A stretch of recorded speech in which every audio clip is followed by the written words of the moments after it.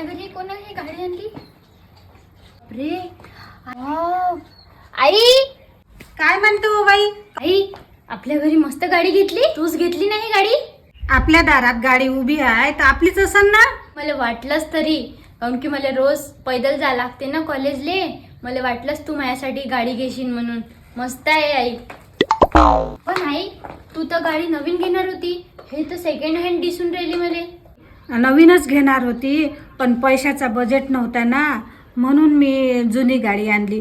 पण ही गाडी जास्त जुनी नाही आहे काही. चाबी दे मग, आता मी थोडंसं चालून पाहतो. गाडीच आवडली ना तुले? हो आई, लय मस्त आहे. आण चाबी आण, मी चालून पाहतो. बरं आणते. हा हे घेऊ बाई चाबी. आई आई, त्या डिक्कीत पहा मला काय सापडलं. काय सापडलो बाई?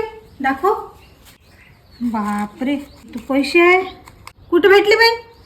ते डिक्की खोलली ना मी, त्याच्यात सापडलं. त्या गाडी कितीची घेतली?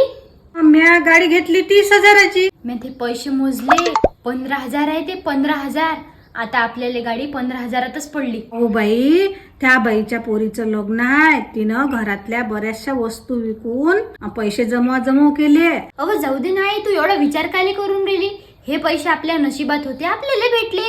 नाही नेहा, हे पैसे भेटल्याची जेवढी खुशी झाली ना आपल्याला, त्याच्यापेक्षा जास्त खुशी आपल्याला तिला देण्यात होईल बेटा. ठीक आहे आई. चल आपण तिच्या घरी जाऊ. ओ बाई, काय म्हणता बाई? तुम्ही गाडी नेली तर चांगली नाही निघाली काय? गाडी तर चांगली आहे तुमची, पण हे पर्स तुमची होय का? हो बाई, या पर्सले किती पाहून राहिली हो मी. किती पैसे होते बाई याच्यात? अहो बाई, त्याच्यात 15,000 रुपये होते. कालपासून पाहून राहिली मी. 1 महिन्यानं माझ्या पोरीचं लग्न आहे. घरातल्या वस्तू विकून मी पैसे जोडले हो बाई. ते बरं हे घ्या तुमचे पैसे. बरं झालं हो बाई, धन्यवाद. हो बाई.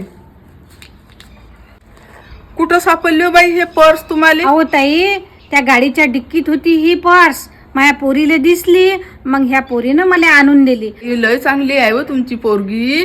हे घेऊ बाई, 500 रुपये तूही ठेव. नाही काकू, पैसे वगैरे नाही पाहिजे आम्हाला. काही पैसे नाही पाहिजे आम्हाला. ठेवा तुम्ही तुमचे. बरं बाई, तुम्ही लय देवासारखे आल्या हो. माय लय आशीर्वाद लागेल तुझ्या पोरीले. बरं येतो आम्ही. हो आई, तू बरोबर म्हणत होती. ज्याचे पैसे वापस त्याला करायला पाहिजे. ते किती खुश झाले पैसे वापस दिले तर, आणि त्याच बदल्यात मला तिने आशीर्वाद दिला ना, मलाही बरं वाटलं.